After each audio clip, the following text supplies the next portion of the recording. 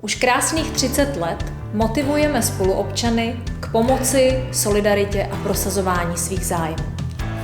Enrosce přeji do budoucích let zejména věrné podporovatele a dárce, nadšený tým a dalších aspoň 30 let. Vyhráváme vaši důvěru už 30 let a za to vám děkujeme. Milá Enrosko, všechno nejlepší k 30 nám a vydrž dalších 30 let posilovat neziskový sektor v České republice. Aktivity Enrosky jsou mi velmi blízké, ta pomoc zranitelným dětem, celým rodinám, kultivace občanské společnosti. Jsem ráda, že jsem občas mohla být u toho a do dalších minimálně 30 let Enrosce přeji hodně elánu, dobrých lidí, aby mohla v těchto úžasných věcech pokračovat. Pomáhat s Enros mi vždycky dávalo smysl. Proto jí přeji do dalších let, aby měla vždycky okolo sebe dostatek mladých lidí, kteří chtějí konat dobro.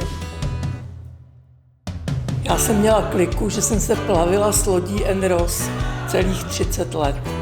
Takže do všech bouřlivých plaveb jí přeju hodně štěstí. Já jako novinář a spisovatel jsem přesvědčen, že naše demokracie by nebyla tak dobrosrdečná nebýt vás. Takže více Enrosek ve společnosti a dobré vůle. Pracovala jsem 10 let jako dobrovolnice ve sbírkovém projektu Pomozte dětem. Přeji nadaci, aby stále více lidí objevovalo kouzlo a smysluplnost dobrovolnické práce. S Enroskou jsem zjistil, že pomáhání je radost.